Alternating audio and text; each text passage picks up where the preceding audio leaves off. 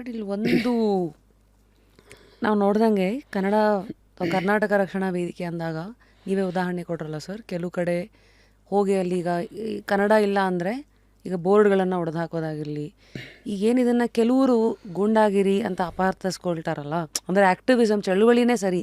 ಈಗ ನಮ್ಮ ದೇಶ ನಮ್ಮೆಲ್ಲ ಗಾಂಧಿವಾದಿಗಳನ್ನು ನೋಡಿದ್ದಾರೆ, ಸತ್ಯಾಗ್ರಹಗಳನ್ನು ನೋಡಿದ್ದಾರೆ, ಈ ಥರದನ್ನು ನೋಡ್ತಾ ಇರೋದ್ರಿಂದ ಇದಕ್ಕೆ ಬೇರೆ ಯಾವುದಾದ್ರು ರೀತಿ ಇದೆ. ಯಾಕಂದರೆ ಕೆಲವು ಸತಿ ಪ್ರಶ್ನೆ ಮಾಡೋದು ಓಕೆ, ಬಟ್ ಪ್ರಶ್ನೆ ಮಾಡೋ ರೀತಿ ಈ ಥರ ಕಾಣಿಸ್ಕೊಂಡಾಗ ಪ್ರಶ್ನೆ ಸೈಡ್ಗೆ ಹೋಗ್ಬಿಡುತ್ತೆ. ಮಾಡೋ ರೀತಿನೇ ಎಲ್ಲೋ ಒಂದು ಕಡೆ ಕಣ್ಣಿಗೆ ಬೇರೆ ಥರ ಕಾಣಿಸಿ ಅದು ಇನ್ನೂ ದೊಡ್ಡದಾಗ್ಬೋದಲ್ವಾ ಅನ್ನೋ ಒಂದು ಪ್ರಶ್ನೆ ಯಾರು ಇಟ್ಟಿದಾರ ನಿಮ್ಮ ಮುಂದೆ? ನೂರಾರು ಪ್ರಶ್ನೆಗಳು, ಒಂದಲ್ಲ ನೂರಾರು ಪ್ರಶ್ನೆಗಳು.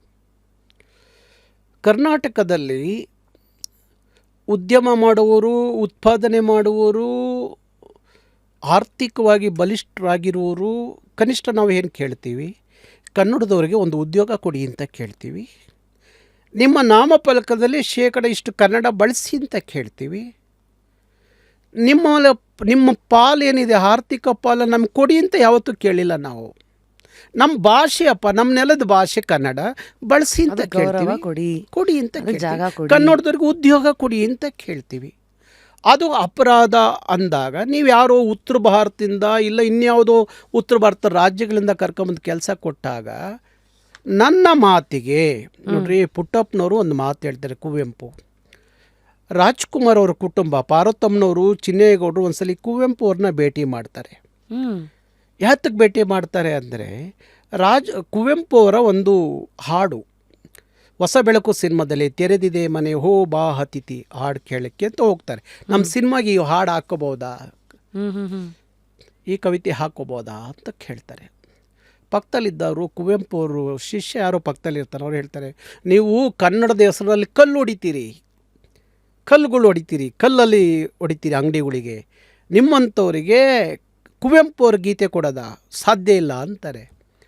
ಆಗ ಪುಟ್ಟಪ್ಪ ಎಂಥ ಮಾತಾಡ್ತಾರೆ, ಕುವೆಂಪು ಅಂದರೆ ಕಲ್ಲೋ ಸೊಲ್ಲೋ ಕನ್ನಡ ಉಳಿಬೇಕಣೋ, ಆಯಿತು ಹೋಗಿ ಬಳಸ್ಕೊಳ್ಳಿ ಅಂತ ಹೇಳ್ತಾರೆ ಕುವೆಂಪು. ಕಲ್ಲೋ ಸೊಲ್ಲೋ ಕನ್ನಡ ಉಳಿಬೇಕು.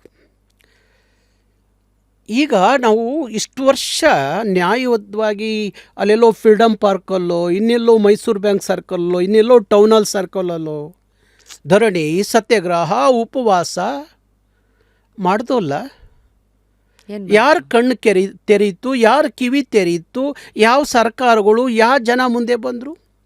40-50 ವರ್ಷ ಕನ್ನಡ ನಾಮಫಲಕ ಹಾಕಿಂದಾಗ ಬೆಲೆ ಕೊಡದಿದ್ದಾಗ ಒಂದೇ ಒಂದು ದಿವಸ ಮಾಡಿದ ಘಟನೆಗೆ ಬೆಳಗ್ಗೆ ಆದರೆ ರಾತ್ರಿ ಆದರೆ ಸಚಿವ ಸಂಪುಟದ ಸಭೆ, ಸುಗ್ರೀವಾಜ್ಞೆ ಜಾರಿಗೆ, ಬೆಳಗ್ಗೆ 60% ಕನ್ನಡ ಅಂತ ಕಾಯ್ದೆ ಆಗುತ್ತೆ ಅಂದರೆ ಯಾವುದನ್ನು ಆಯ್ಕೆ ಮಾಡ್ಕೋಬೇಕು ನಾವು?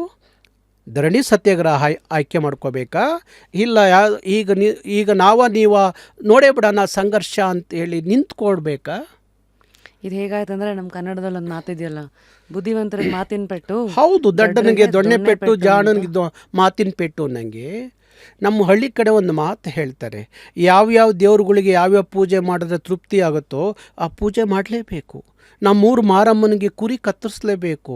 ಅಲ್ಲಿ ಮೊಸರನ್ನದ ಎಡೆ ಇಟ್ಟರೆ ಆ ಮಾರಮ್ಮ ಇಷ್ಟಪಡಲ್ಲ, ಗೊತ್ತಾಯ್ತಾ? ವೆಂಕಟರಮಣ ಸ್ವಾಮಿಗೆ ಮೊಸರನ್ನದ ಎಡೆ ಮಾಡಬೇಕು, ಅಲ್ಲಿ ಕುರಿ ಕತ್ತರಿಸೋಕೆ ಆಗೋದಿಲ್ಲ. ಹಂಗೆ ಕೆಲವರಿಗೆ ಈ ಥರ ಹೇಳದೆ ಹೋದರೆ ಇವತ್ತು ಹೇಗೆ ಬೆಳೆದಿದ್ದಾರೆ ಅಂದರೆ, ಹೊರಗಡೆಯಿಂದ ಬಂದ ಜನ ಒಂದು ಕನ್ನಡ ಮಾತಾಡ್ರಪ್ಪ ಅಂದರೆ ಯಾಕೆ ಮಾತಾಡಬೇಕು? ಕರ್ನಾಟಕದಲ್ಲಿ ಇಲ್ಲೇ ಬದುಕಿ ತಿಂದು ಉಂಡು ಒಬ್ಬೊಬ್ಬ 100 ಕೋಟಿ 200 ಕೋಟಿ 500 ಕೋಟಿ ಆಸ್ತಿವಂತ. ಅದೇ ತೇಜರಾಜ್ ಗುಲಾಚ್ಚ ಅಂತ ಅವನು ಗಾಂಧಿನಗರದಲ್ಲಿ ಒಂದು ಶಾಪ್ ಇತ್ತು, ಚಿಕ್ಕ ಶಾಪು. ಇವತ್ತು ಅವನು 20,000 ಕೋಟಿ ಮಾನ್ಯತಾ ಟೆಕ್ ಪಾರ್ಕ್ ಓನರು. ಅವನು ಇದರ ನಾಯಕತ್ವ ವಹಿಸ್ಕೊತಾನೆ. ಬೆಂಗಳೂರಲ್ಲಿ 26% ಕನ್ನಡದವರು, ಇನ್ನು 70ಕ್ಕೂ ಹೆಚ್ಚು ನಾವಿದ್ದೀವಿ, ಇದನ್ನು ಕೇಂದ್ರಾಡಳಿತ ಪ್ರದೇಶ ಮಾಡಿ. ಇದನ್ನು ಹೆಂಗೆ ಸಹಿಸ್ಕೋಬೇಕು? ಅಲ್ಲಿ ಹಾಲಮಟ್ಟಿ, ಬಾಗಲಕೋಟೆ, ಬಿಜಾಪುರದ ಹಾಲಮಟ್ಟಿಯಿಂದ ಬೆಂಗಳೂರುವರೆಗೂ ಸಾವಿರಾರು ಎಕರೆ ಜಮೀನು ಮಾಡಿದರೆ ಅವ್ರು ಯಾರೂ ಕನ್ನಡಿಗರಲ್ಲ. ಅವ್ರು ಯಾರು ಆಂಧ್ರದ ರೆಡ್ಡಿಗಳು, ಯಾರು ಆಂಧ್ರದ ನಾಯ್ಡುಗಳು, ಇಲ್ಲ ಯಾರೋ ಹಿಂದಿ ರಾಜ್ಯದ ಜನ ತೊಗೊಂಡಿದ್ದಾರೆ. ಏನು ಉಳಿದಿದೆ ಬೆಂಗಳೂರಲ್ಲಿ? ಒಂದು ಸಲ ಬೆಂಗಳೂರು ನೋಡ್ಕೊಂಡು ಬನ್ನಿ.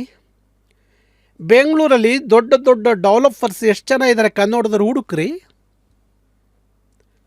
ಇದ್ದಿದ್ದು ಬದ್ದಿದ್ದು 3 ಎಕರೆ 4 ಎಕರೆ 10 ಎಕರೆ ನಮ್ಮ ಜನ ಕೊಟ್ಬಿಟ್ಟು ಇವತ್ತು ಅವ್ರ ಹತ್ರ ಹೋಗಿ ವಾಚ್ಮನ್ ಕೆಲಸ ಮಾಡ್ತಾವ್ರೆ.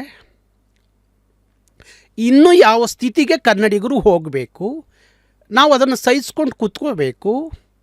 ಎಲ್ಲರೂ ಉಪದೇಶ ಮಾಡ್ತಾರೆ, ಈ ಥರದ್ದು ಹೇಳೋದಕ್ಕಿಂತ ನೀವು ಅವ್ರಿಗೆ ಬುದ್ಧಿ ಹೇಳ್ಬೋದಲ್ಲ ಅಂತ. ಎಷ್ಟು ವರ್ಷ ಹೇಳಬೇಕು ಬುದ್ಧಿ? ಕೇಳ್ತಾರೆ. ಯಾಕೆ? ಹಿಂದಿ ರಾಷ್ಟ್ರ ಭಾಷೆ ಅಲ್ಲದ ಹಿಂದಿ ರಾಷ್ಟ್ರ ಭಾಷೆ ಅಂತ ನಮ್ಮ ಮೇಲೆ ಬಲವಂತವಾಗಿ ಹೇರಿಕೆ ಮಾಡ್ತೀರಿ. ತ್ರಿಭಾಷಾ ಸೂತ್ರವನ್ನು ನಾವು ಅಳವಡಿಸಿ ಎಲ್ಲೂ ಇಲ್ಲ ತ್ರಿಭಾಷಾ ಸೂತ್ರ. ನಮ್ಗೆ ಯಾಕೆ? ಪಕ್ಕ ತಮಿಳ್ನಾಡಲ್ಲಿ ಹೋಗಿ ಕೇಳಿ ತ್ರಿಭಾಷಾ ಸೂತ್ರವನ್ನು. ಯಾವ ಭಾಷೆನೂ ಬೇಕಲ್ಲ, ನಮ್ಗೆ ತಮಿಳಿದ್ರೆ ಸಾಕು ಹೋಗ್ರಿ ಅಂತಾರೆ ಆಚೆಗೆ. ಮೊನ್ನೆ ಮಹಾರಾಷ್ಟ್ರದಲ್ಲಿ ತ್ರಿಭಾಷಾ ಸೂತ್ರವನ್ನು ಬೇಡ ಅಂತೇಳಿ ದ್ವಿಭಾಷಾ ಸೂತ್ರವನ್ನು ಒಪ್ಕೊಂಡ್ರು ಅವರು. ಇಲ್ಲಿ ಬೆಂಗಳೂರಿನಲ್ಲಿ ಕನ್ನಡ ಬಿಟ್ಟು ಎಲ್ಲವೂ ಸಿಗತ್ತೆ. ನೀವು ಒಂದು ಚಿಕ್ಕಪೇಟೆಗೆ ಹೋಗ್ಬಿಟ್ರೆ ಇಡೀ ಭಾರತವನ್ನು ಚಿಕ್ಕಪೇಟೆಯಲ್ಲಿ ನೋಡ್ಬೋದು. ಬಂದವ್ರನ್ನೆಲ್ಲ ಕೈ ಬೀಸಿ ಕರಿತೀವಿ ನಾವು, ಬನ್ನಿ ಬನ್ನಿ ಬನ್ನಿ. ನಮ್ಮ ಮನೆ ಒಳಗಡೆ ಅವ್ರನ್ನ ಬಿಟ್ಬಿಟ್ಟು ಆಚೆ ಬಂದು ನಾಯಿ ಹೊಡಿಯೋಕ್ಕೆ ನಿಂತ್ಕೋತೀವಿ. ನಮ್ಮ ಮನೆ ಒಳಗಡೆ ಅವ್ರು ಚೆನ್ನಾಗಿರ್ತಾರೆ.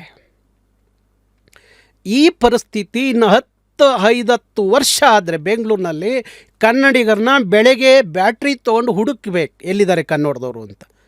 ಆ ಪರಿಸ್ಥಿತಿಗೆ ಯಾರನ್ನು ಹೊಣೆ ಮಾಡ್ತೀರಿ? ಅವತ್ತು ಗೊತ್ತಾಗತ್ತೆ ರಕ್ಷಣಾ ವೇದಿಕೆ ಏನು ಮಾಡ್ತು, ನಾರಾಯಣಗೌಡರು ಏನು ಮಾಡಿದ್ರು ಅಂತ ಅವತ್ತಿಗೆ ಗೊತ್ತಾಗತ್ತೆ.